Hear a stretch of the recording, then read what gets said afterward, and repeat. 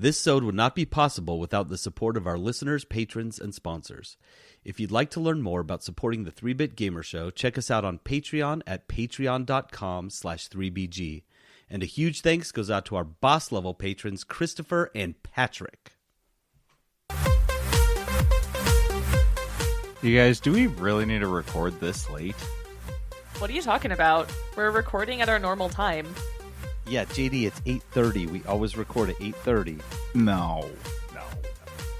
That can't be right. Why not? Because it's been dark for the past 8 hours? No, I'm pretty sure that's normal. Yeah, the sun doesn't come out anymore, JD. Wait, it doesn't? Nope. No, it's a 2020 thing. Oh, okay. That tracks. You guys, I'm really looking forward to 2021. You've just logged into the 3-Bit Gamer Show.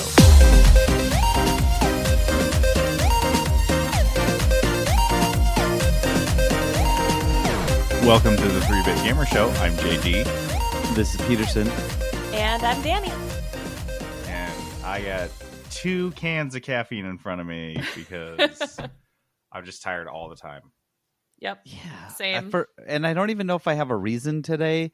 Just besides, it just seems like I should be tired because I left work and it was dark outside and it's been dark forever. So I'm supposed to be tired, so I'm tired. Eternal darkness is the theme. That's the new theme this year. I don't like that. I've just been hoarding lamps. I'm just putting them everywhere in my apartment, everywhere. There's a lamp on every surface. I know. Dani just carries a lamp with her room to room and plugs it in, so she just has it with her. That's the new 2020 reality. No, she's bringing your new flashlight, JD. That's what she's getting. You guys, super flashlights. Your super flashlights. Live from the 3-Bit Gamer Show. The news.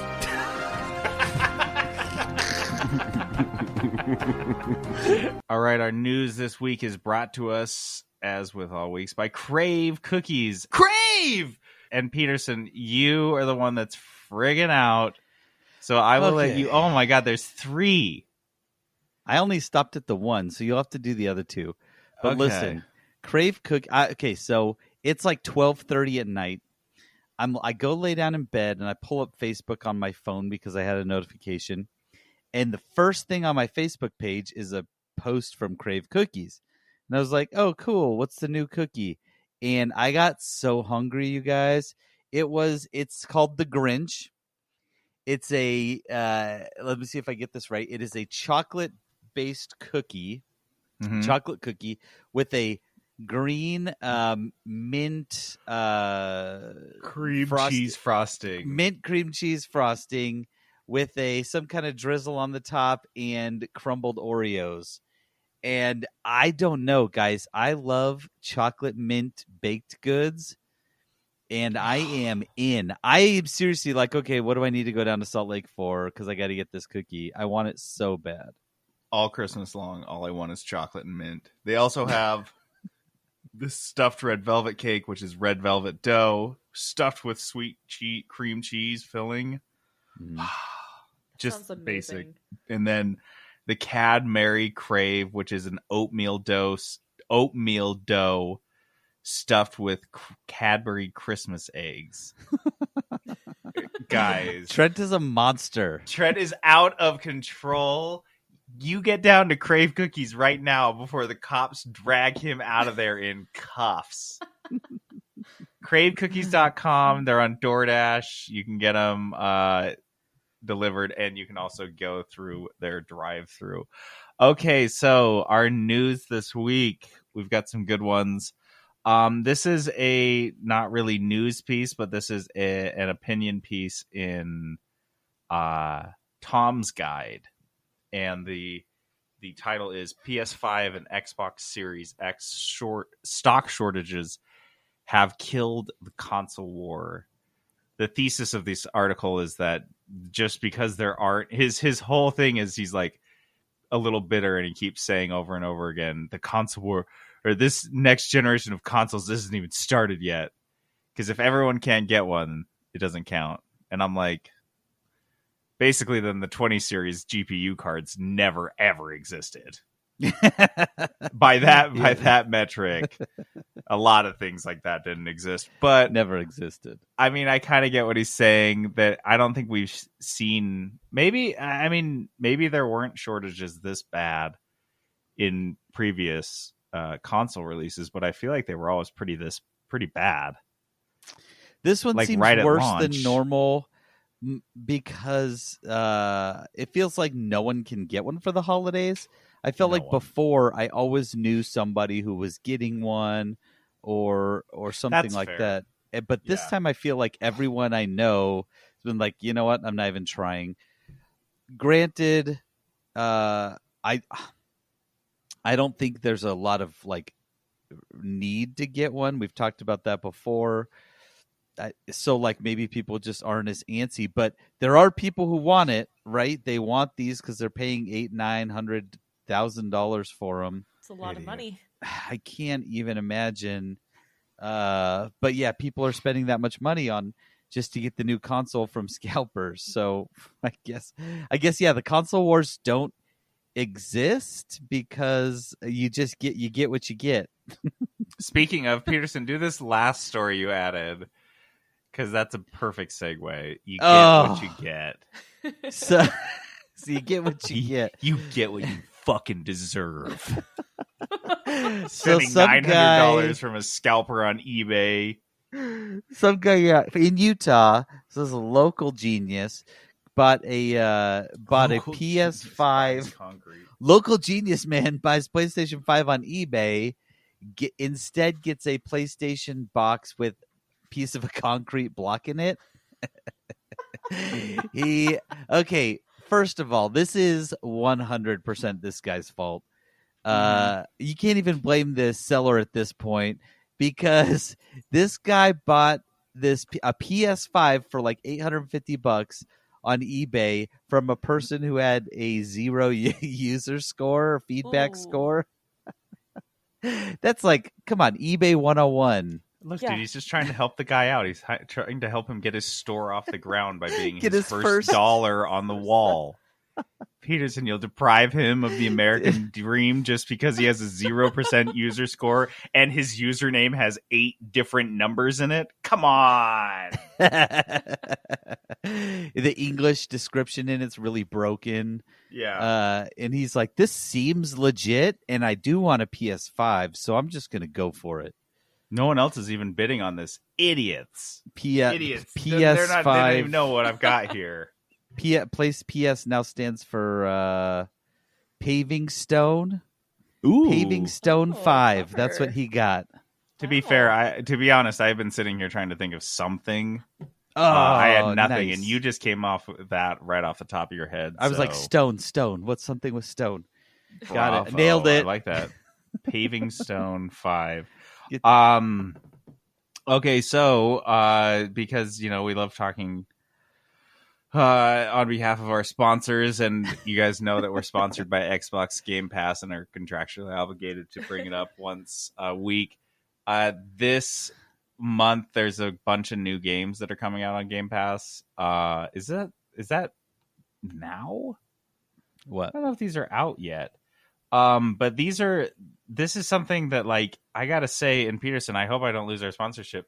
I am so pissed right now looking at this list, because there are so many of these dope games that are only coming to console and Android. What the fuck is Android? Is that like for your phone? Is that like the Ouya? Yes. No. If you forgot, Microsoft they have their streaming service. I can't remember the name of it. There's too many streaming services, but they are bundling this in with Game Pass. So there's a Game Pass / whatever the Microsoft game streaming service bundle is, and so you can play it on your phone theoretically. And I'm assuming that's what that is. Oh, okay. Well, you can play, if that's the case, then dude, you can play Control on your phone. Sleeper hit of last year, by the way. I loved this effing game, and I think everyone should play it. I was just really sad that it's not going to be on PC. It's only on console and Android. And then Monster Sanctuary, which I've everyone purchased. has to play. Dang it. Yeah, I bought that game too. But it's like, doesn't matter though, because it's only on console and Android. It's not on PC. So that's where I'm like, I guess there is Doom Eternal will only be on PC Game Pass. I don't understand the distinction. I don't understand if this is like a contract thing or a licensing thing. I would Or say if this is licensing, just probably. Yeah, okay, probably. so it wouldn't be like they were like doing this as a marketing tactic, right? Where No. they'd be like trying to split this. Okay, so that's what I was like. I don't have the impression like they'd want everything on every game on every platform if they could. Right. Okay, well, I guess whoever wrote these licenses, I'm mad at you, not Game Pass. Hopefully that's enough to please our Microsoft overlords. Also, Game Pass, I can't wait for you guys to finally start paying us for these sponsorships. Isn't that how sponsorships work? You've been telling us the check's in the mail for a while now. So if you could go ahead and cut those. It's before the actually interest our really sponsorship piles up. was something we picked up on eBay from a 0 user score guy. So I don't know if this is legit or not. His name was actually. MSOFT 567-8875. I mean, I don't know. Like, it said in the description Gates, so I assumed. I Sounded thought we were legitimate. working directly with Bill Gates. Oh my god, he is. That's his only involvement anymore in Microsoft is just Game Pass. So this is some news that again won't be surprising to many people, but the number is kind of nice to have. This is a new report that was released by the ESA, the Entertainment Software Association, that apparently video games have contributed an estimated $90 billion to the U.S. economy. That's crazy. That's fantastic. Yeah, so this you can read the whole report, and I guess we could post it in like our Discord. It's Actually, 60 let's pages. just read it now. Let's just read the whole thing now. Okay, it's a 60-page PDF, so everyone buckle the fuck up. It's gonna be bad. It's like pretty meaty, but there are some interesting things that I skimmed through out of it. For me, and I don't know if you looked at this, Danny, but the most interesting thing to me was the jobs report, which is the actual job. So how many, if you guys just guess, Peterson, you're an HR guy, how many video game jobs working in the video game industry, period, do you think there are in the USA? Video game jobs total, Just working even in just the United figures, like States, 6 figures, 7 figures, like even that rough. six figures. It's got to You be think it's six, right? I would say bigger than the film industry. So yeah, I'll say 6 figures too, but there's a lot. I know there's a lot. hard. That sounded That's hard. low to me. It is 143,045 jobs, which I thought it would be at least like 500,000. So it did seem kind of low. But let me tell you why I think that is. Because the number one, what do you think the number one job in the video game industry is? Like in terms of like number of people working there in it. Oh, I mean, if I was yeah, sorry, go ahead. programming, Yeah, like if I had to go to Grackle HQ and look at job listings, I feel like programmers and artists have the most listings. mm-hmm. Yep, it's developer. But Yeah. that's the thing is like whatever, that's everybody. right, that's everybody. But I would think that there'd be more GameStop employees and retailer people. Maybe that's just me, but retail is accounts for almost the exact same number as developers. It's developers with like 40,000 and change, and retail is like 39,000 and change.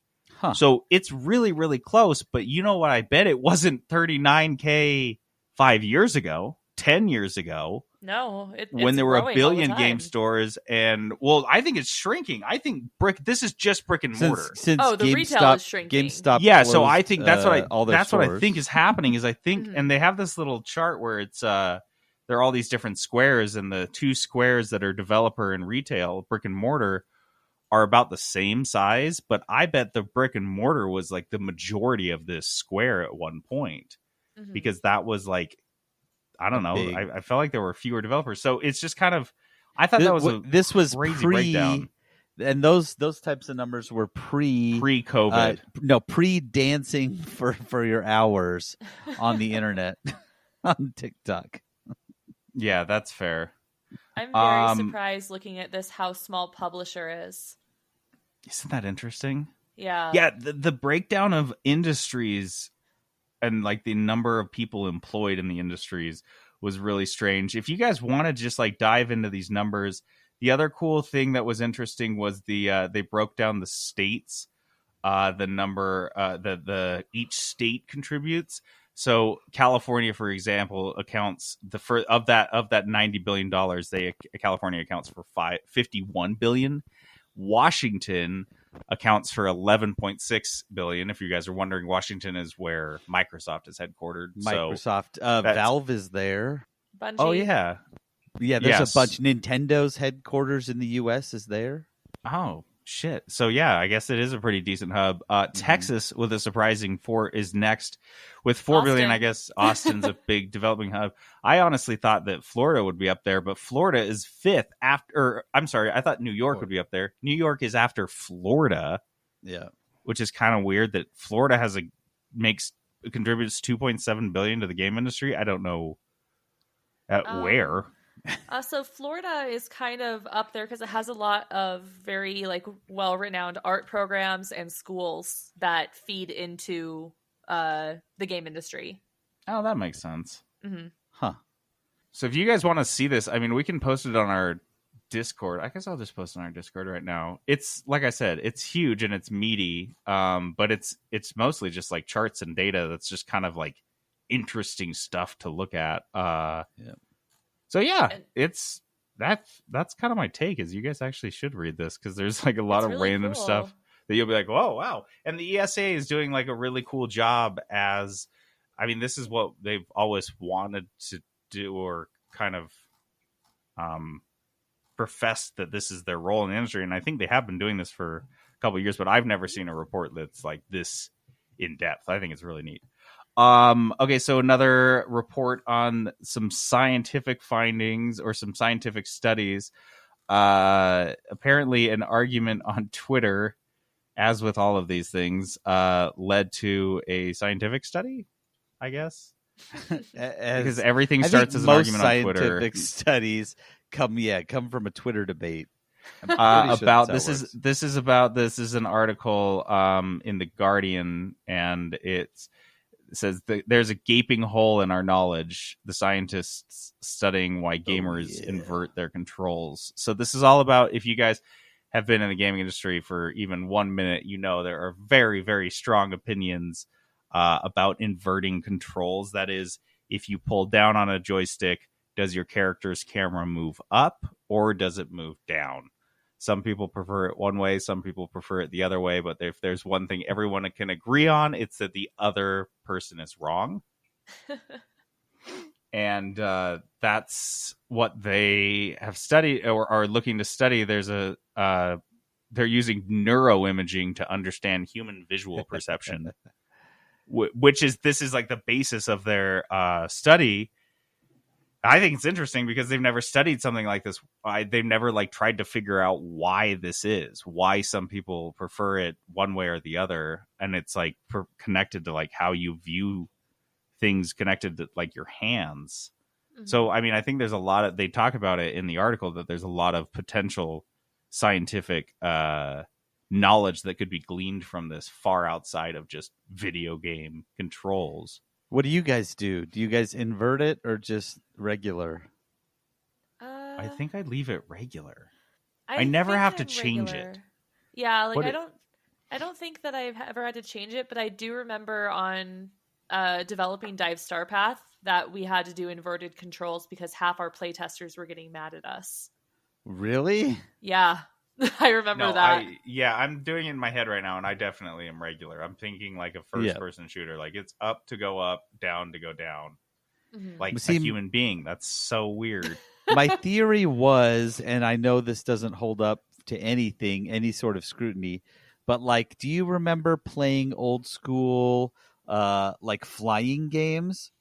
Yeah. Think like Star Fox. Those were always inverted, yeah. Always inverted because it was what it was doing is they started as a joystick game, and on the joystick when you're in a plane, you pull towards you, and the plane goes up, and you push forward and the plane goes down, right? And so that's what the inverted is. And so maybe for some people that just cemented into their brains. And I know, look, that is not a definitive study. That's just Peterson trying to make sense of the world. It is, though, a very like fair theory, because that is part of user research in games, is figuring out, when a playtester comes in, they are taking all of their prior knowledge of video games. It's how you onboard someone into a new game. Like some things are just inherently known if you're a gamer, like what color health is, or, whether you press up or down, Or even like how a health bar works. Like what it represents. Exactly. So we make so many assumptions. Yeah, and those assumptions are built very, very early on. Like, I just play tested this game. Shout out to the Abyss of Neptune team. I play tested this game last week and right away figured out the controls because they were similar to something I already recognized, even though I was in a completely new environment. Hey, real quick, I thought the game was called for like 10 seconds. I thought it was called Shout Out to the Abyss of Neptune. No, like, just Abyss of Neptune. It's a cool diving horror game that the folks over at EAE are making. Nice. Yeah.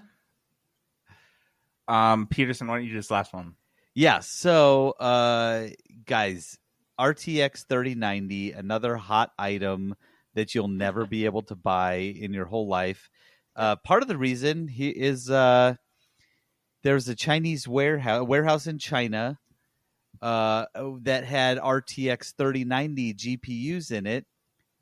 40 boxes of these GPUs were stolen. It was like hundreds of thousands of dollars worth of these GPUs. Oh, no. You're definitely never getting one of these. This has just made it worse. The best part about this story, though, is first, they're like, yeah, we don't know how they stole this. It had to be an inside job because we have guards 24/7 as well as video feeds all the time. This is straight up like Ocean's 11. I was going to say, this was a heist. This wasn't just a thievery. This was a heist. This wasn't like a bunch of guys just broke into it on a whim. They knew exactly what they were doing to get their dirty little hands on 40 boxes of these 3090s that you will never see. Wait, well, actually, 40, this is 40 3090s or 40 boxes 40 of boxes of 3090s. Oh, fuck. What? Yeah. I thought it was just 40 GPUs. I was like, no. That's okay. 40 That'll buy you like a Range Rover. I guess, if that's all you need. Dude, no, 40 boxes buys you a retirement.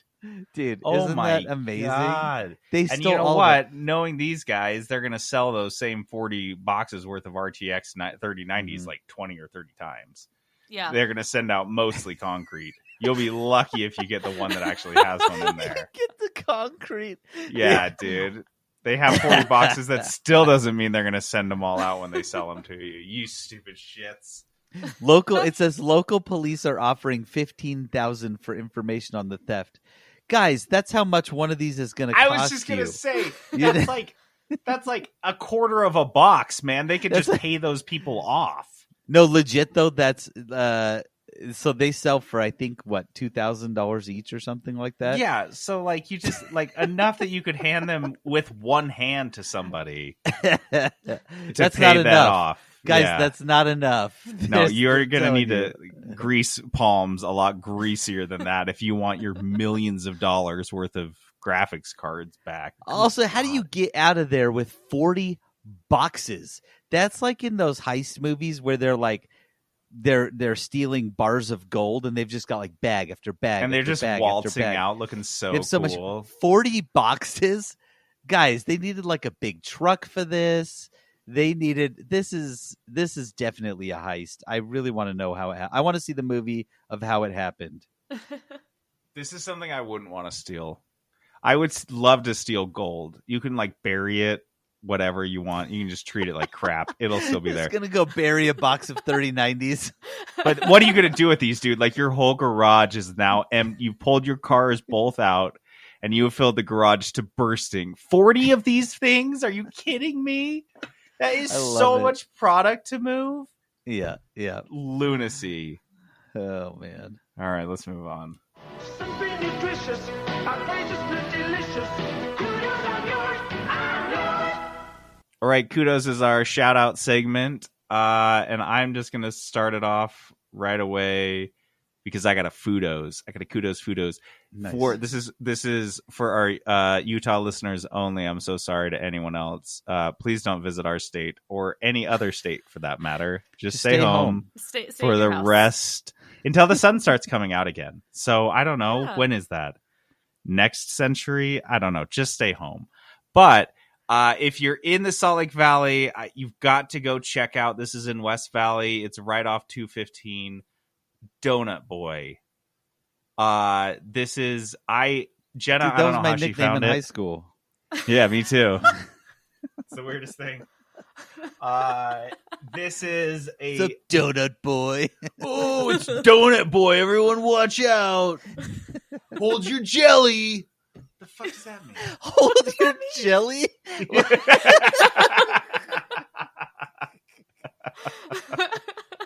What? Just hold your jelly, Donut Boy, you little punk. Get out of my face. Donut Boy is... We went and got these donuts. They're one of these places that it says on their website, it says open from 9 until we sell out. Like, that's the type of place. Oh, this is. tight. Oh boy. Yeah. You know that's the good then. place. So we got up early on Sunday and got there at like 8:30 in the morning. No one was even on the road at this point. We looked like freaks driving to Donut Boy at 8:30 in the morning. But they gave they have 1 billion donuts, which is, I love. Like, we got a dozen and we probably only got a third of the variety they had there. Sweet. And so they have 1 billion different ones. And then like we got them home and I opened the box and like really looked at it. Dude, it looked like an episode. It looked like a TV show. Like, these donuts look straight out of a fucking TV show, like a Food Network baking show. They are all so gourmet and so amazing. But then you eat them and they're just like, I feel like I have diabetes now. They're just like so sweet and so good. I don't know. If you guys like donuts, I'm really honestly not a big donut guy. I really am not. I love these freaking donuts. Like, we'll be going back for these because they're just so freaking good. I'm looking at them. They do look really good. Yeah, it's spelled donut, DONUT. So don't worry about spelling it right. Just Donut Boy, and it's right off the freeway, so it's super close. But they're all so freaking good. Everyone I've had has just been amazing. So, nice. Do you guys have any kudos? Danny, go ahead. Yeah. So I just got out of crunch time. So people in the game industry and gamers alike know this term. It means that you are doing crazy long hours on development and working to get your game out there. So I wanted to give a shout out to an artist named Liz Ross. She is a coworker of mine at The Worst of Friends, and she just went through crunch with me. She is an absolute badass. So I just wanted to give her a shout out because she was the best art partner I could hope for during that hell 2 weeks. She was always available. She was just knocking out all of this art with me. Her art is amazing. It looks fantastic. And she's just so can-do attitude about the whole thing, even though we were both tired out of our minds and it's 3 a.m. and we're launching the next day. And so I just wanted to thank her for just that effort and the optimism and always making sure I didn't go crazy. You know, she is great. I'm excited to make more games with her. Danny, I gotta say, it was right there, hanging, dangling in front of you, and you missed it. She was your artner. Oh. Oh no. Perfect. Liz, I'm sorry. I failed. All that time spent together with your partner, and you never even plucked that one out of the air. I am so curious, Danny, because you mentioned this crunch, and I don't think we've personally had a discussion with a post-crunched person. Is there what is your de-crunching regimen? Do you just sleep for like 2 days straight? Yes. What do you do? I sleep a lot, and then like, I don't know. I have a hard time always shaking out of crunch mode. So my hours are permanently broken, where I'll be staying up till 3 a.m. every night anyway, because I'm just like, this is when I have to draw. This is when I have to work. From 9 a.m. till 3 a.m. Let's go. This is the time that Dani works. She works until the 3. Yeah, so I guess after that, I end up just getting pizza with my roommate and doing something that isn't art. So this time it was playing a lot of the new Destiny expansion, predictably. No, really that's what really Dani's always doing. Just as back to Destiny as quickly as possible. I can stop anytime I want. Oh, here we go. Dani switches into defensive mode so quickly on Destiny. I stopped for 2 weeks to crunch. Look, I don't have a problem. I stopped for 2 weeks. It's fine. I went right back after crunch, but it's fine. I could stop it again. Anytime I want. Anytime I want. Oh my gosh. Peterson, do you have any kudos for us? Yes, I do. So, this is another Utah specific kudos, so apologies, but there is a European market called European Tasties, 2 E's, because why not? Perfect. It's twice as tasty. It's just like, any European market, but as many of you know, I spent some time in the Czech Republic, and Czech food and Czech goodies are not necessarily the most popular. You can't just find them anywhere. So 2 things. First, there is a drink in the Czech Republic that was made in the Czech Republic called Kofola, Kofola.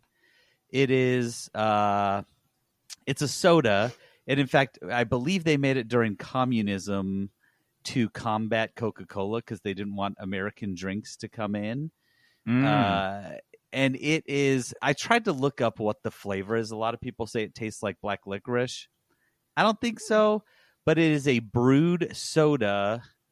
They made this because they were trying to figure out what to do with all the extra caffeine from the process of coffee roasting, so they just threw it in this. Yeah. Oh, what do you mean? What do you do with it? Just give it to me. Just give it to me. Straight shot. They made Kofola, and I initially did not like this drink. Then I drank 2 liters of it in an hour in the Kofola challenge, is what we called it. And now I'm obsessed with it, and I can rarely get it. European Tasties has it. Oh, shit. And so I'm drinking that right now because it has, I told you I was tired. It has less sugar, 30% less sugar than Pepsi or Coke, but 56% more caffeine. Perfect. Dude, it is a wild drink. So I'm drinking. They had Kofola, but the other thing they had that made me just put it over the top for me, they have the official candy bar of the 3-Bit Gamer Show. No. I don't know if you guys knew this. We are fucking huge in the Czech Republic. They translate all our episodes. Yeah, they just do this on their own. There's a website dedicated to it. We had to find out. Like, we didn't even know, but they do this. They love us. They have a very hard time with some of our segment names, like Foodio Games. They have a hard time with localizing that our podcast is a nightmare.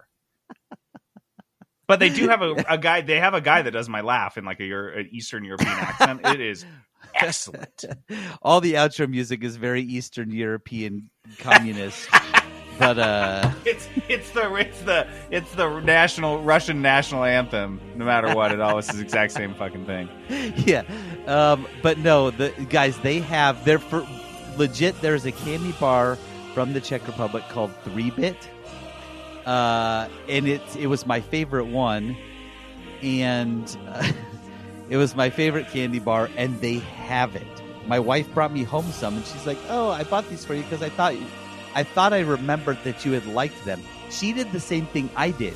She didn't put together that it was also the name of the podcast, which I didn't do for months. I was like, hey, wait, isn't that candy bar that I loved? And I named the show that. So, guys, they have the official 3-Bit candy bar. I've got some on my desk right now. So kudos to you, European Tasties, for making all of my post-communism Eastern European dreams come true. It tastes like new forms of capitalism. It tastes like communism. It tastes like Is that communism. good? Just I don't slightly know. Different. It's like a little off, like that black licorice, but not quite. But hey, I don't know. It's an acquired taste, guys. That's exactly what it is. Okay, so this is our next one. Peterson, I was going to go find a clip on The Bachelor, but God, I'm not going to go through that much Bachelor. We're doing another Bachelor segment, you guys. This is the Dani Tell All.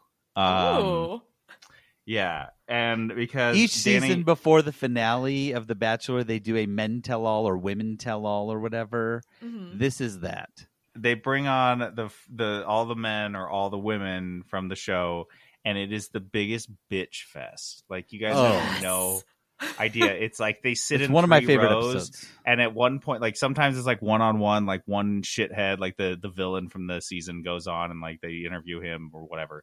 But at one point, no matter what, they have like all the former contestants sitting on like bleachers, and then the Bachelor or the Bachelorette sitting like on a platform in front of them. It's very Roman.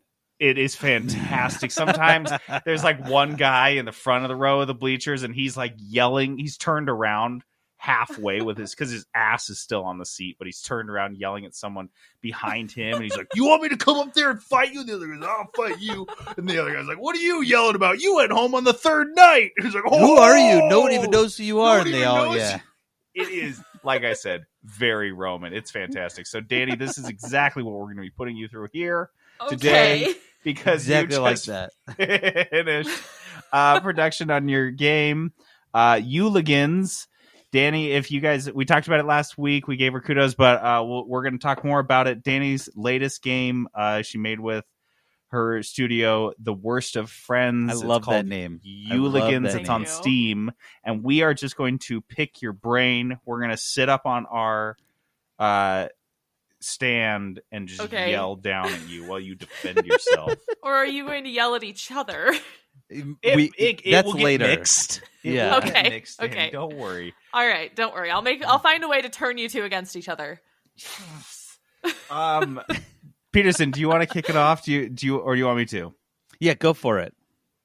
Okay, so Dani, I noticed that your art was in the game, not just before the game. Tell me, were you doing a lot more on this game, a lot more game art than concept art that you traditionally do? Yeah, I would say that there was definitely more game art involved, because this whole game is a 2D game.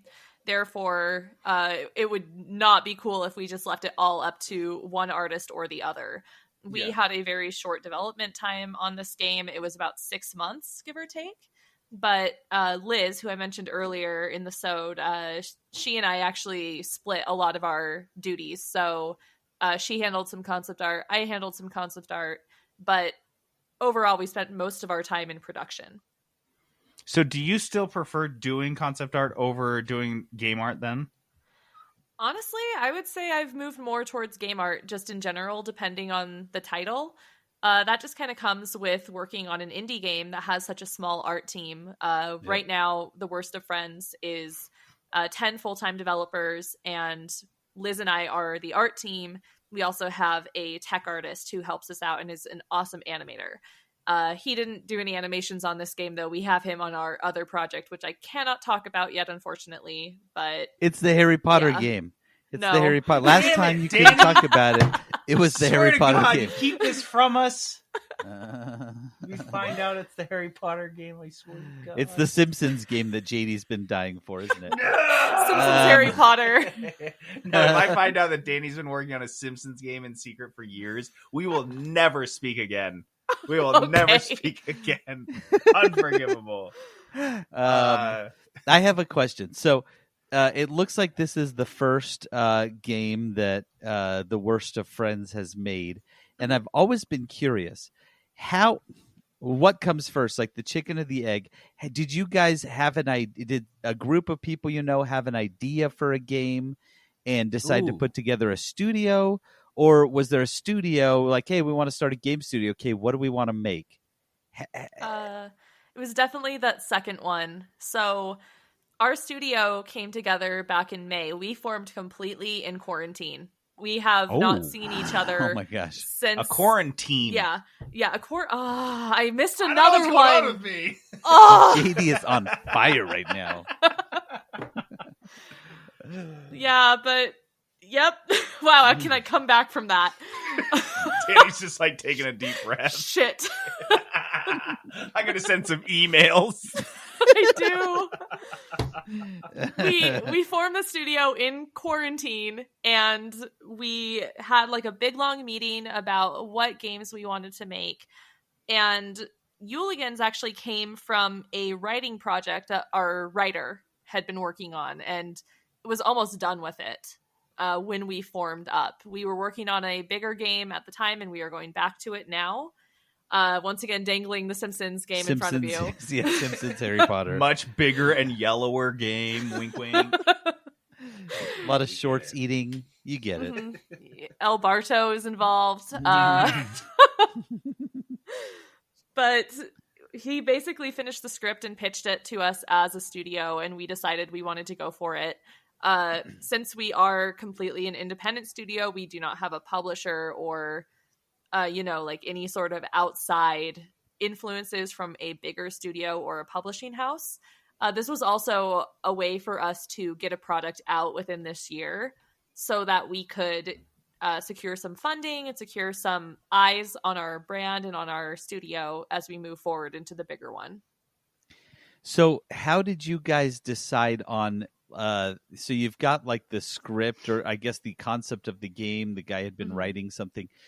Was it always going to be this style of game where you're, similar to like a Monster Prom style game where you're making decisions and, with like the limited time, that sort of thing? Mm-hmm. Yeah. So when he pitched it, he already had basically everything planned out as far as decisions went. And then while the art team was figuring out what characters were going to look like and what the environment and the UI were going to look like, and having all of these discussions about code and networking and, porting things to mobile, which is what we're doing right now, he was adding more to the script. So there's hundreds of different storylines that you can run to in Yuligans. So it has a lot of replay value, and it is a 1 to 4 player game. So basically every time you play either alone or with friends, different things can happen. Oh, it's a big script. When you say 4 player, like you're saying you can play it together? Yeah, Jenna and I played it together. Oh, I didn't know that. I thought you guys, when you said played it together, JD, I thought you were like... No, we were actually like taking turns or whatever. Making the decision. Yeah. Okay. Which is super funny. So Dani, I was actually curious. You mentioned the crunch, and you mentioned that you don't have a publisher. Mm-hmm. So this was self-imposed crunch, just because you wanted to meet that year-end deadline for funding? Well, for holidays too. It's called Yuligans. No, it wasn't. Right? It wasn't really about the money right here. It was about reaching the holidays, because our game is so specifically themed. Like the full title of our game is Yuligans Christmas is Coming. Right. And so right from the get-go, when we started pre-production and got into development around June, July-ish, we were basically saying, we got to release this in November. We got to release this for the holiday season, because who's going to play a Christmas game in February? Right. Psychopaths. Yep. Yeah.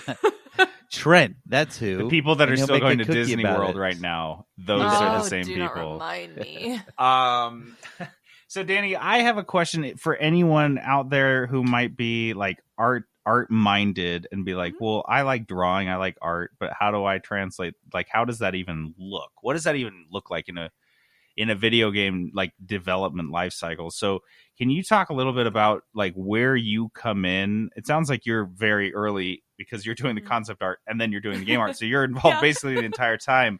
But can you talk about like where you fit in that alongside with like, what the engineers are doing and how they're moving that along, and where your art comes in? Sure.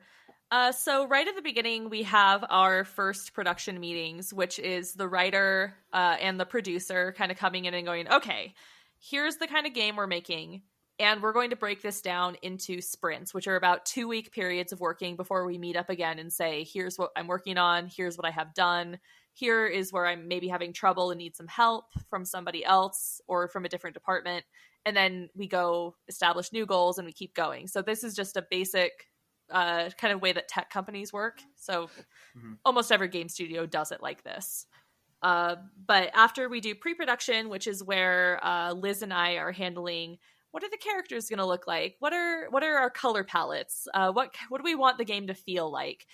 We have a lot of those meetings where we were basically saying we wanted our game to have a bit of a storybook feel. How do you encapsulate a Christmas game? What makes it feel like Christmas? Is it the colors? Is it line work or no line work? Should it look like a pop-up book, or et cetera, et cetera? So we try a bunch of different stuff. Then we go into production where essentially what we were doing is Liz would be handling user interface. So she was blocking out what the map was going to look like, what buildings we needed, referencing the script, and what buttons we needed. How are we going to fit this all on screen in a way that would make sense for the player so they wouldn't get lost in the menus? Meanwhile, I was drawing what we call our activity images, which for anyone who picks up the game, you can play as one of 4 of Santa's elves, and they each have kind of like their own look to them. They're very cute. And it will show you when you go to different locations what that elf is doing there. So, for example, if you want to go train the reindeer, I would draw a stable scene, and then I would draw each of the elves doing their training with the reindeer. So it would have an image for you. Monster Prom does something kind of similar. Because I'm nerdy, I got to know. When you're looking at your to-do list of these images, so does that the writer has like created like a spreadsheet, or the producers made a spreadsheet with each image, like the title and then the description, and you're running with it? Or is it even simpler than that? Like, I just want to get details because I'm so curious. Oh, yeah, of course. So it's a little bit simpler than that. So Liz and I made our own Trello board, and our producer kind of helped us lay it out. So Trello is a Kanban style like checklist system that we can all activate and upload things to and put like our own little to-do lists on.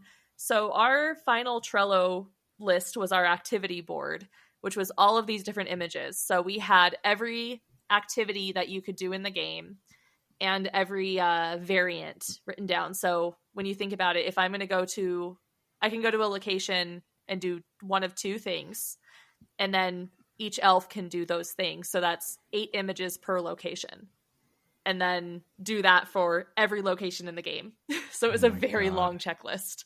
This is what I was digging. This is why I was digging, because I wanted to know like what it looks like for you when you're talking about crunch, like how much you have to draw, like how tall that order is. So because this was a completely 2D game, that list was very long. And that's not on the fault of the writer or the producer or on us. That is just like, that is what the game entailed. Yeah. It's an art game. Yeah, when it is a game that is so heavy on the 2D illustration side, like you just have to do that. And this didn't even take into account, we have 2 events in the game, the Midwinter Feast and Christmas Night or Christmas Eve, which are basically like the activities within the game where it almost checks you on your stats and how you're doing in the game. The midpoint and then the end. Yeah, and the end point is if you've ever played a game like the Yogg, it's whether you find out if you have a happy ending or a neutral ending or a sad ending, depending on how you did throughout the whole game. So for me, it was finding out how badly I ruined Christmas each time. Did you ruin Christmas? It's like, oh, did I ruin Christmas, Dani? I ruined Christmas. Jenna ruined Christmas. We ruined Christmas together as a team. No, we ruined Christmas all the time. It was pretty much the default state. Like, fun fact, so we all, of course, had development builds of the game that we could go into at any point and test things out. And I'm pretty sure I was looking for a very specific line of dialogue in the script, and I was too lazy to go on the Google Doc and scroll through pages to find it. And so I was just playing through the game and just clicking randomly to just try and get it to trigger. Yeah. And that is the only time that I saved Christmas and got like the top ending. And I was like, my God. What? I didn't read. Nice. Beautiful. I have a question. So, Dani, you put a lot of work into this. Sure did. If I had to ask you, what is the single thing that you are most proud of when it comes to this game? Is there like a thing that you provided or you did or something that you were just like beaming about? That's kind of a two-part answer, because aside from the teamwork with Liz, which was top tier, because when you think of it, when you have a team of two different artists, can you really call her your artner from now on, please? My artner. I will do it. Say it correctly. All right, fine. My artner. When you have two different artists who come from different backgrounds, have different experiences, we have our own styles of how we have to draw and how we create. And so our game had to look like one person made it. You couldn't draw the line between what I drew and what she drew. It had to look Dani. This was Liz. Yeah. So just the fact that the two of us could match that, so you cannot tell who drew it, that was such a win. Yeah, that is awesome. Yeah, that stuff is really hard to do, and that's just that speaks to how awesome Liz is. And I think it speaks to how good of artists you guys are. Yeah. Hell yeah. That's really impressive.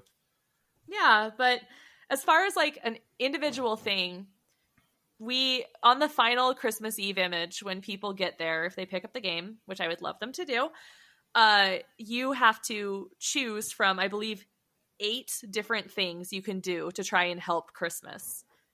And you have to have a composition, like a single picture, that shows all of those options woven in. And making that image where you shove that many buttons and interactable objects into one picture, that was a win. Nice. That's tight. Yeah, that's awesome. It was like a whole thing. I galaxy brained it at 2 a.m. Right at the end, don't choose to help Krampus. It will not save Christmas. Or maybe it will. I don't know. Not in any of the instances I tried. Janie just really wanted to help Krampus, apparently. He's a fun dude. That's what I thought. I thought parties. that too, but he kept ruining Christmas. Yeah, he partied Christmas's ass off. Okay, so my last question for you, Dani, is when we will learn more about your upcoming Simpsons game. Like, when are we going to know what it is? So I unfortunately cannot answer that right now, but if I had to guess, I would say keep an eye on us and the Worst of Friends on our Twitter. We are TWOF Devs on Twitter. We are probably looking at around March, at least to maybe make an announcement. Like that might shift, some sort of announcement or something. Yeah, but wink. Cool. Maybe look at March. Dude, I'm so excited. I can't wait to see. This is so good. You guys, we've talked about it a couple times. It's called Yuligans. Christmas is coming. It's on Steam. And you get to see Dani's art, which is just the coolest shit. It's just so cool. So support some local indie devs. Are you guys all in Utah, or most of you in Utah? Some of you in Utah? We are all in Utah. We are also working right now. We have the game available on Google Play as well, and we're working on our iOS and Mac builds. But we are all in Utah. We're all local. We're all working from quarantine. We miss each other so much. We miss our faces. But overall, it's been a great experience, and I was just happy to work here and get this game job right out of school, because I just graduated with my master's in May, also into a pandemic. Yeah. And I wanted to stay in Utah. I love Utah. I love living here. I love my friends, and I like not having to drive super far to see my parents and their cute new puppies. Oh, so cute. Yeah, I love it here. So thanks to the Worst of Friends, I get to live in Utah. Tight. Yeah. All right. Let's move Dani, I bought it and I downloaded it, and I am going to give it the harshest review you've ever gotten. No, Okay. I'm just joking. I won't. I'm like, okay. No, I actually want to play it with my kids. I want to play it with at least one of my kids. I think they'd think it was fun. You know what I mean? It's a very cute, it's a wholesome game. There's definitely some very rewarding, nice thing about making a game that is just happy. I got that experience with Strange Creatures, and now kind of getting to do it again. It's fun to just make something charming and happy. And guys, if we need anything in 2020, we need something charming and happy. So I think this is perfect timing. I'm excited to play it, like I said, with the kids because I love doing Christmas stuff at Christmas time. So looking forward to it.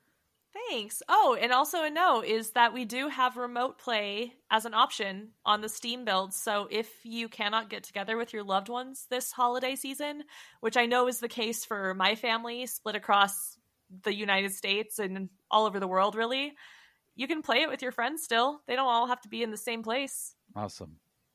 I like that. Yeah. Okay, let's do this next thing. Sweet.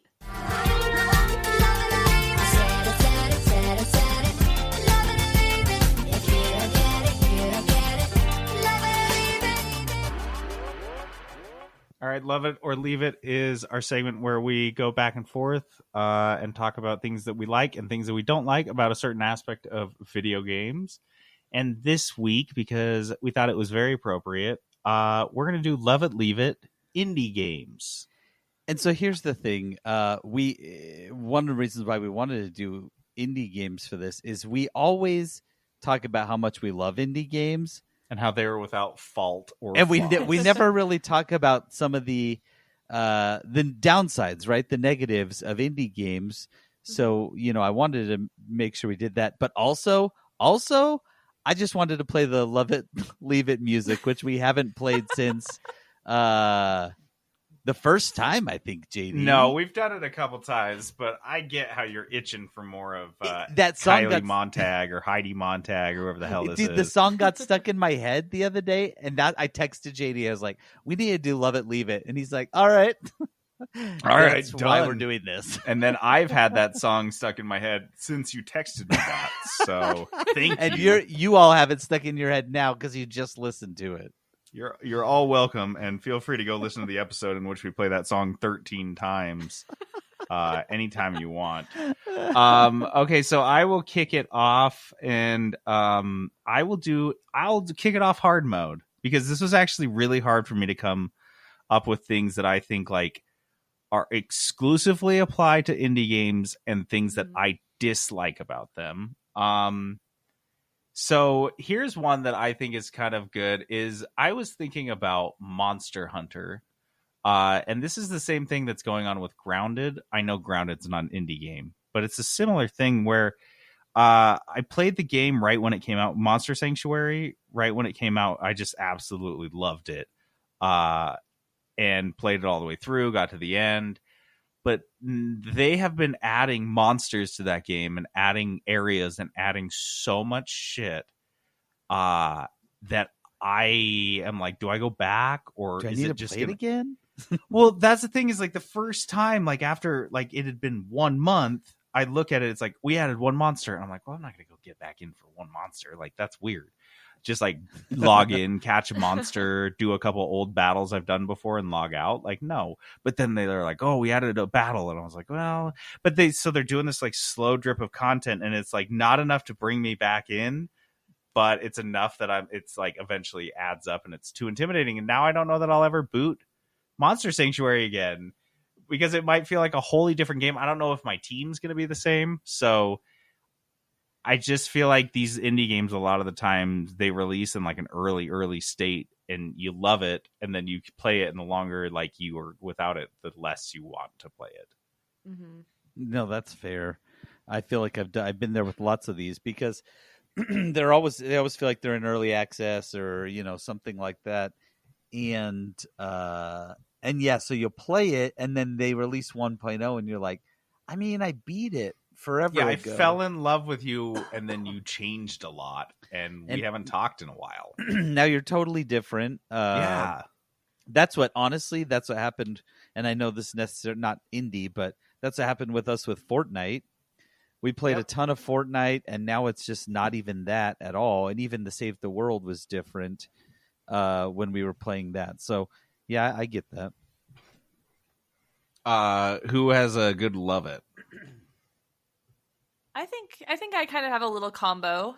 Tight. So we hear about a lot of indie games that really get lauded in the industry and by gamers that were made by one person.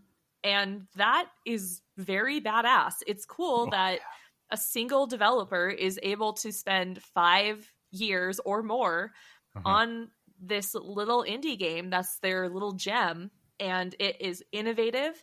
It completely changes how the industry, thinks of that genre or about indie games. So I really like that indie games are innovative and that they have like these one-person dev teams. The kind of leave it side of that, though, is can we dream a little bit bigger and work together a little bit more? Because if I see one more platformer with a twist from a single indie developer, I'm going to go ape shit. I'm going to go ape shit. I can't do it, guys. That was one of my leave-its is trend chasing. That was my first leave-it. I feel like there's a lot of trend chasing in indie games because it's like someone finds a way to do something cool and innovative for like cheap, and then everyone can do it, and then it's not fun anymore. It's part of why I always kind of roll my eyes. Like, I like the low poly art style. Mm-hmm. It's cute, but a lot of the times I see it being used as a crutch by people who don't want to hire an artist to help them make their game better. So they just go, I don't know, I went to Maya and put some cubes together and that's my game. Oh my God, hire an artist. Oh man, I could see that being a touching point for you. My first leave it was that same thing. You'll see there'll be like a trend going on, and then you'll see a bunch of games like that, and they could all be good, but they're like the same thing with slightly different changes, right. like Undertale versus Hades. I'm playing both. I loved both. Undertale, is that the name? Undermine. Sorry, Undermine. Yeah. Undermine and Hades. And Curse of the Old Gods. They all feel very similar, right? Even a lot of the like abilities you unlock are Children the same. of Morta is the same, right? Unfortunately, and I enjoy them, but at some point I have to give them. I have to be a little bit critical because I want you to do something more original. You've created this amazing world. The art looks fantastic. The gameplay might be great, but then you're using the same abilities that I've seen in every single one of these types of games. And it's like, come on, guys, do something. You're obviously creative, so don't go the lazy route. Just give us more of that, right? And I think that's why we loved Streets of Rogue so much, because all the characters felt so different. They were so wacky. And like stuff you hadn't seen before in these little types of games, and so it was just so fun and refreshing. So go ahead. No, go for it, Dani. Oh, I was just gonna say it reminds me of going to E3. Oh my God, remember going to conventions? But going to E3. And my coworkers and I would always kind of have these moments of being like, what's the thing this year? Yeah. Oh, it's a zombie year. It's a pirate year. Like, it just always seems to line up that a bunch of games are either trying to feast on the coattails of something that did it first. Like, essentially people saying, this is going to be the X killer, the Destiny killer, the WoW killer. Yeah. It never is. It's just a cheap knockoff, even though it's not cheap at all. And right. Oh my God, broaden your horizons, please. Do something better. One thing that I absolutely adore about indie games that is very key to how many I play is the price. I feel like they're always so much cheaper. I feel like if you asked anyone to peg an average price for an indie game, it's $15. Yeah. Whereas an average price for a normal game is $60.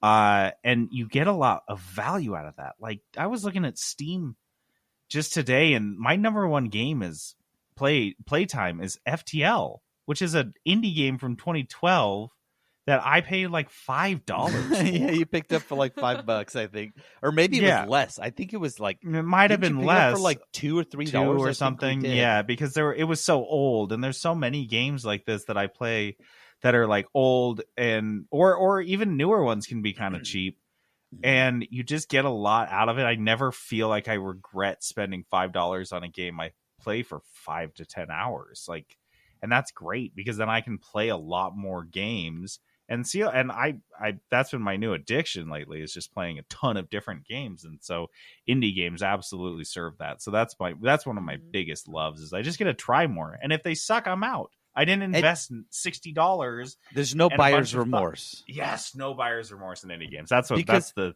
long and short. Even if you spent $25 on an indie game and you don't really like it that much, you can justify that being like, you know what, I supported an indie studio, and like it still feels pretty good. I don't feel bad about that. Like we were talking earlier on in the sode when you were mentioning the games on Game Pass, and I was like, oh, I bought Monster Sanctuary. I haven't played it yet. I don't even know how much I bought it for because it didn't matter, right? I could have owned that game and never play it, and I won't even be upset. Now, if I did that with a $60 game, I'd think about it every day until I sold it online for $45 or something. You know what I mean? I'd think about it forever because it would make me crazy. And so, yeah, that was actually one of my bullet points that I love. Not only are they cheap, but they're always on sale.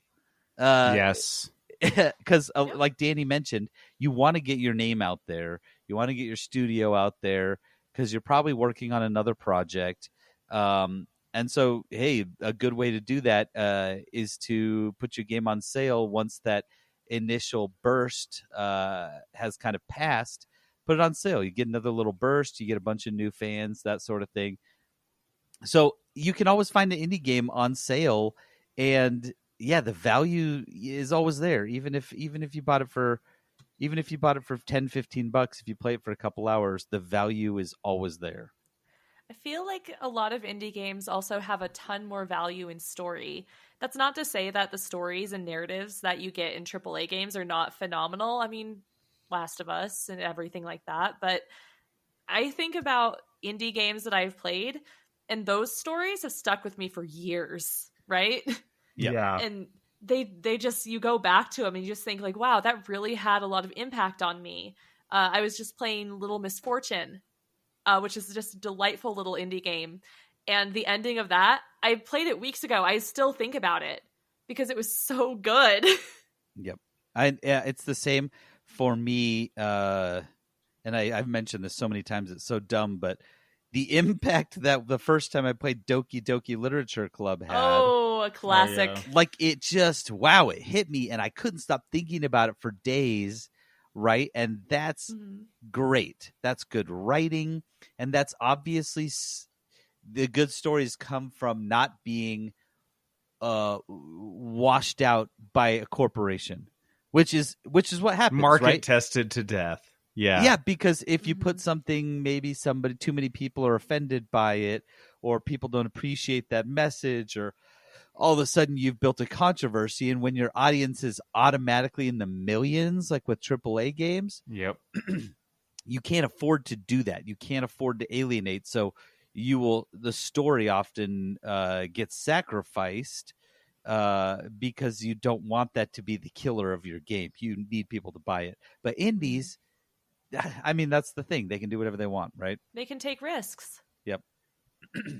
So one thing that makes me sad, one thing I would leave about indie games is sometimes they can't do whatever they want.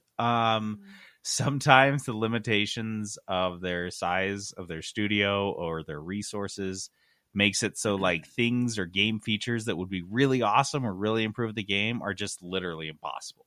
Yeah. And they're things that were probably not considered when they started working on the game because they're like, who would think of this? Or, we have the limited resources we have to make the game we can make the certain way that we can make it. One example of this is Frostpunk. I believe I brought this up before, that the Frostpunk community regularly begs the developers to implement or allow for the implementation of mods, game modifications, and they're like, dude, it's just not possible. Just the way the game is coded, it's just not going to be possible to make those tweaks and changes that you want via mods Without terms of, like, redoing the game. Yeah, and they're like with duct tape and a prayer. Exactly, which is indie games typically are, because they're not developed to scale, because they're developed to get out and to sell. Whereas now AAA games are definitely developed with scaling in mind. They're developed with keeping those resources and tools and making sequels, reusing They're those assets and yeah, things. like they're developed with an entire warehouse of programmers versus, a couple people. Right. And so you can be thoughtful about including mods and stuff. But with indie games, a lot of times, like, the game is amazing and the things that you think would take it to like make it give you another 100 hours in the game are just literally never going to happen because it's an indie game. So I have a leave it. The bads in indie games are often so bad. Like if there's something in it that's not good, it's really, really not good. So, for example, if the controls or something are a little wonky or the controls are wonky, they're very messed up and it'll ruin your game for you. Often when I've encountered bugs in indie games, they are like game-breaking bugs, right? I feel like the bads are so much worse in indie games because you don't, like you said, you don't have a warehouse full of people testing every patch and doing all these things and, being able to fix things quickly. So whenever I encounter, especially when it's a smaller indie game, when there's something bad about it, it's really rough for me. Mm-hmm. They also just don't have the resources to even like play test these things enough because when you have a giant player base or a giant QA team that's able to bug hunt the absolute shit out of a game, things still fall through the cracks. But now cut that down to 10, 20 developers. There's no way you're going to find everything. You can have the best programmer on the planet working on your indie game, and that's still a lot of bugs. Yeah, there's going to be a bug somewhere. Yep. Cool. Does anyone have any more on the way out? Let's say I have a couple more leave it. So I did try to think of more negatives. You have some leave it. Ooh, all my positives. Peterson. I'll end it on love it, so we end happy. That's right. I have some more too. I'll do. So go. And I did that Peterson. because all the positives, right? Yeah, absolutely. I always say them. So often they're lacking in features that you kind of mentioned that. But so for example, is multiplayer. You want multiplayer and it doesn't exist. But often if it does exist, the player base isn't big enough to even make it worthwhile. I've played loads of indie games where there is a multiplayer aspect, but it's not even worth trying because no one's playing the game, right? Yeah. There's just not enough people in there. Or on the other side of that, it's made for multiplayer. Think Among Us. And the game blows up. They're often not ready for that at all. And in fact, when I first started playing Among Us, when it initially started blowing up, it was so hard to get into a game. I couldn't get into games. They're not built to scale. Yeah. They're like, oh my gosh, what do we need to buy more server space? We need, you know what I mean? They're not ready for that. And I mean, that's not any fault of their own. I think anyone in that situation would make the same decisions, right? But as from the player perspective, it's like, oh man, this sucks. All I want to do is play the game and I can't. Okay, what's next? What else do you hate about it, Peterson? Keep them coming. AI in indie games is rough. That's fair. They're often easily beaten, or you can figure out the kind of AI's modus operandi or whatever it is. You can figure out what they're going to do because it's easily decoded. So AI in indie games is just not as good. And my last thing is a small nit. When they are really good, they're often so short and you just want more. I mean, I've played so many indie games that I fell in love with and it was over in 4 hours. That's a really good nit because I could have played Return of the Obra Dinn for 100,000 hours. If they had put a team of 100 people into making that game just like obscenely long, I would have played every damn minute of it. I would have never stopped playing that game. Yep. Dani, what's your positive one on the way out? I mean, I love working for an indie. So a big thing about working in an indie studio is that every developer's voice has so much sway and it matters so much. Oftentimes, artists and programmers and developers in general can feel like they can get pigeonholed to be a cog in the machine, right? Mm-hmm. And you can hyper specialize into something. You can be, the guy who does all of the like metal textures on this one level, and that can be your job for 2 years. But in indie, depending on whether you're working alone or in a small team, and even indie can go as big as like 200 people, you still are able to do so much more, and your voice matters so much more. So they are fantastic to work for if you can, like, you know, get funding. Yes, you get that pressure of, are we going to stay open? Are we going to keep the lights on? But man, it's really cool to be able to work in several areas and really kind of be in the studio, right? It's not just a job. It's an entire thing that you're helping bring to life at that point. Well, and I think that's a good point, because I think that's a big distinguisher for the people actually working on the game. Mm-hmm. Because you mentioned crunch, right? And we always talk about crunch as a bad thing. It is. But it is a bad thing.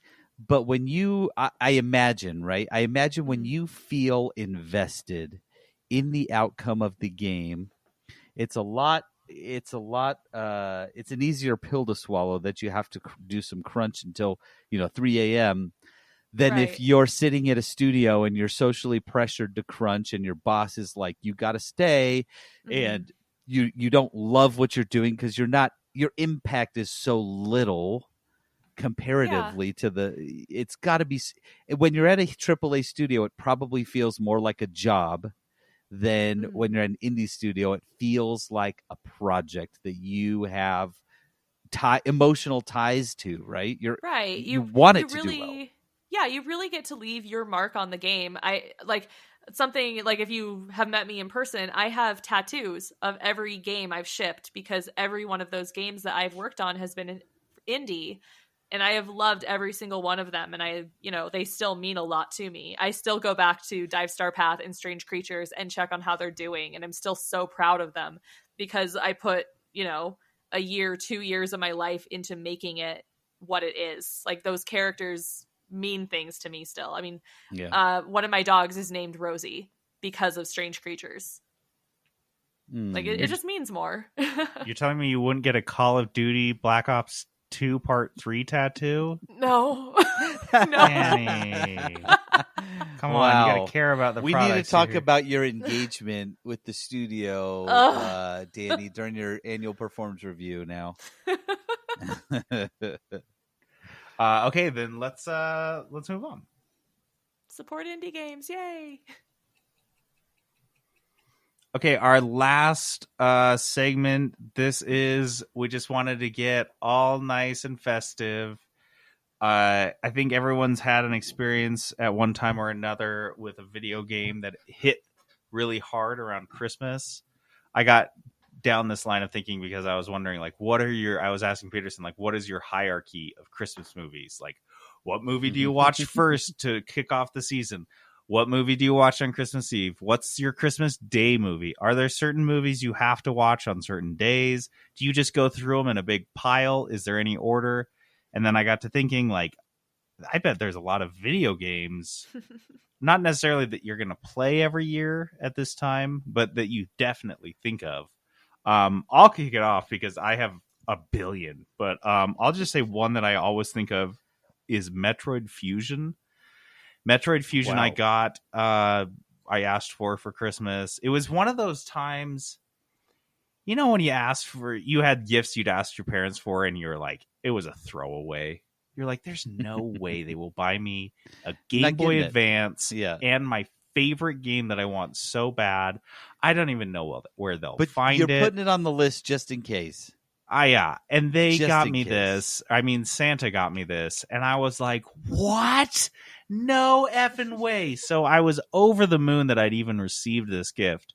But on top of that, Metroid Fusion is amazing. It is. I definitely know Super Metroid's amazing and it's everything that it is. But for me, the best Metroid game, the best 2D, which all the 2D are better than all the 3D games. Fight me.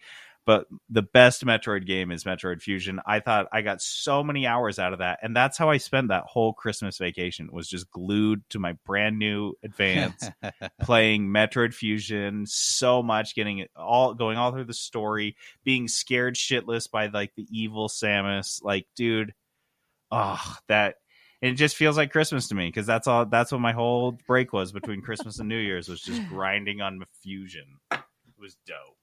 Awesome. What about you guys? So I can jump in. So Christmas is that time, right? Especially when you're younger, when you're in school, when you finally have a break.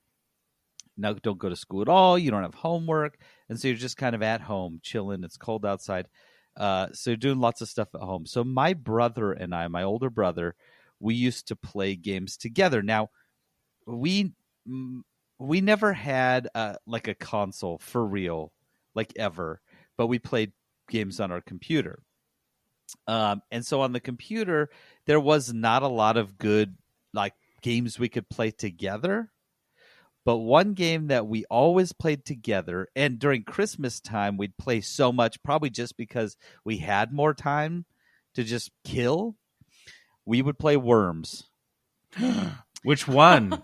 I don't even remember which one. I think it was just Worms. I don't remember. Yeah.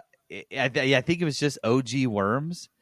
And I remember my cousins coming over. We'd often do Christmas with one of my cousins. We were in Vegas. They lived in St. George, a couple hours away. And so we'd often do Christmas together.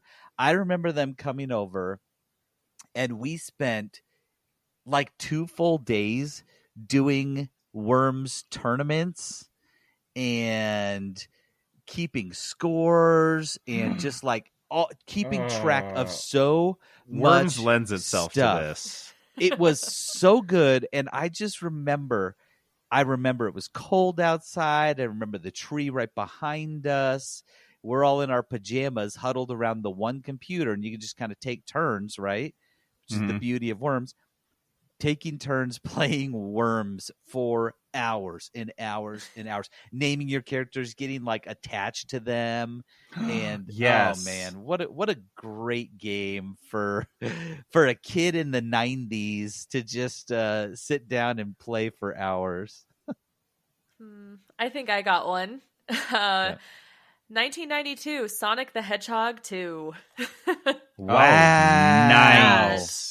Yeah, so that game I was raised on with my 3 older siblings, and we had a rule in our house. I don't know how this got imposed, because it certainly wasn't my parents. This was just between, the wild anarchy world of 4 kids in a basement. World, yeah. Yeah. The older sibling got to play Sonic, the younger one had to be Tails. And so always, I was so I was not Tails until I was 24 years old and bought the remaster for my family for Christmas. But oh my gosh. Not once did I get to be Sonic. Not until then. Not until I was fully grown. Gotta earn it. Incredible. I really had to earn it, but that was like the game that I played with my siblings when they all like lived in state, and they came home from college for the holidays, and we'd all play together until my dad got the new Halo game, and then we'd stay up super late watching him play Halo. Perfect.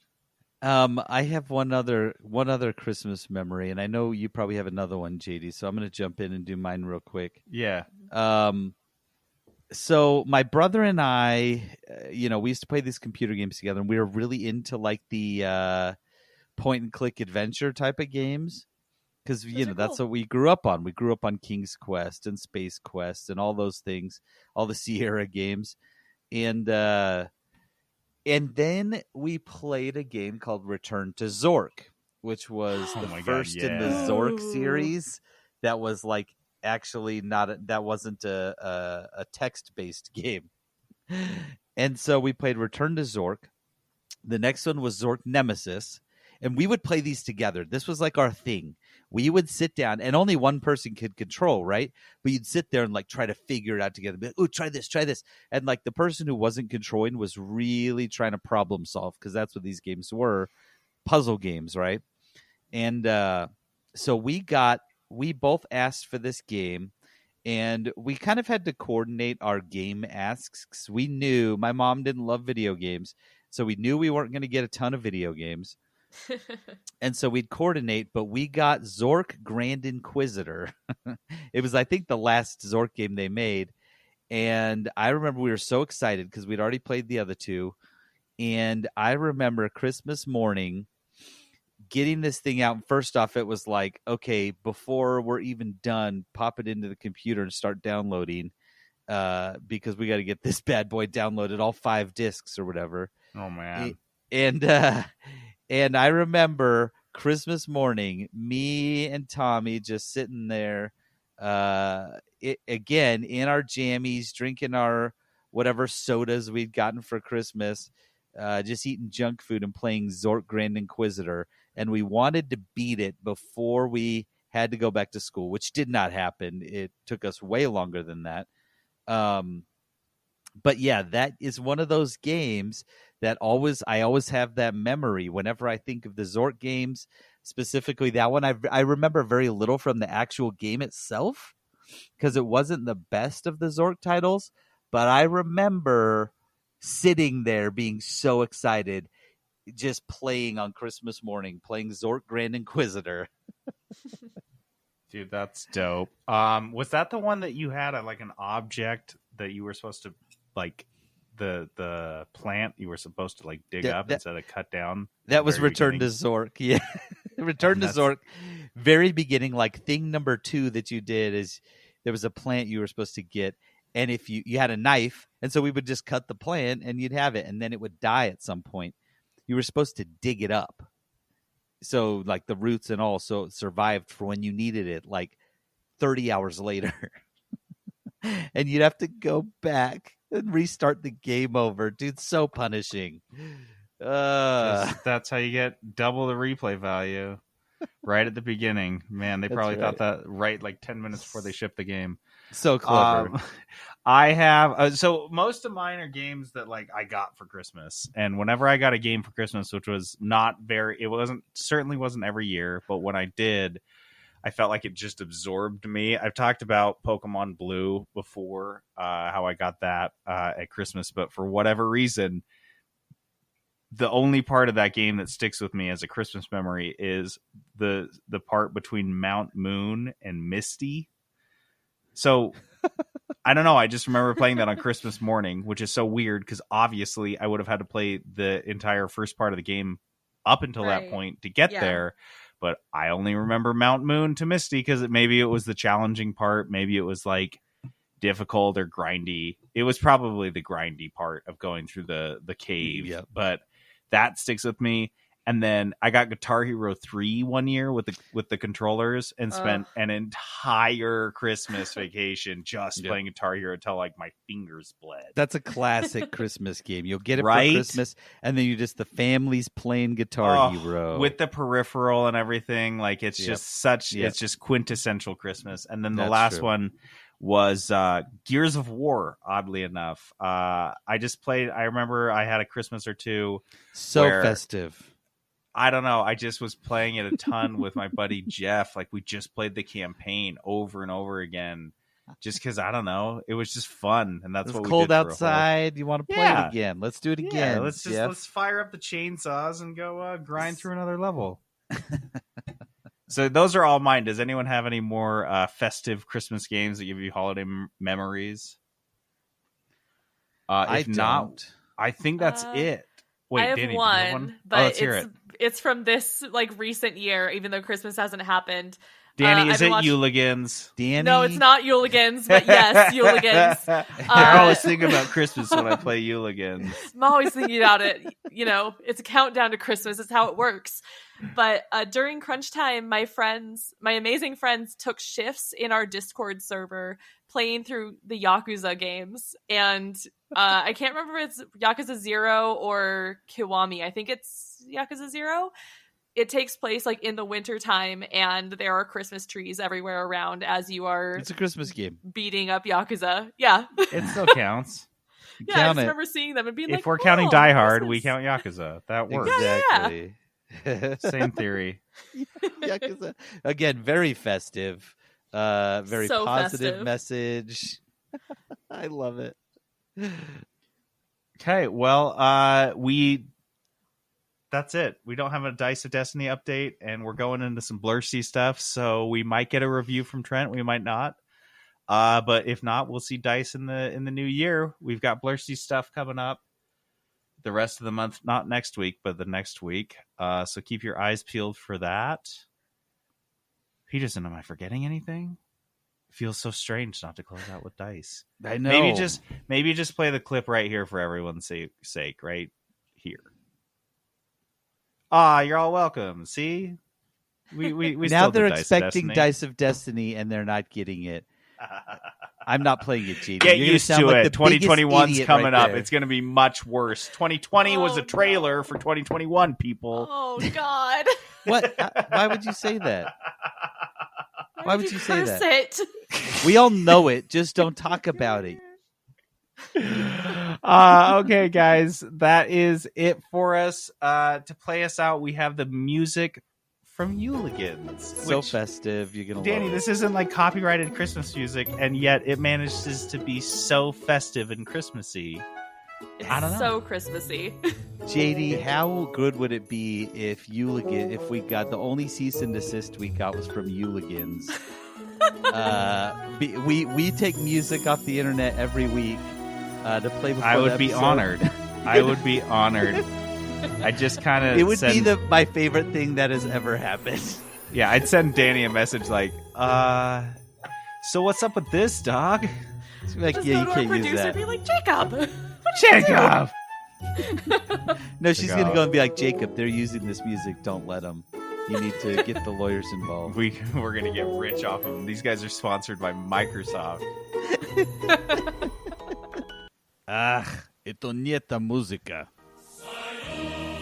Я JD, выкажу из системы. Это Петерсон собирается AFK. И Дани говорят PRP.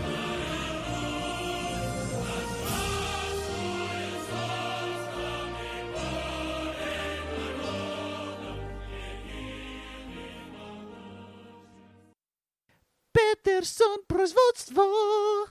О да.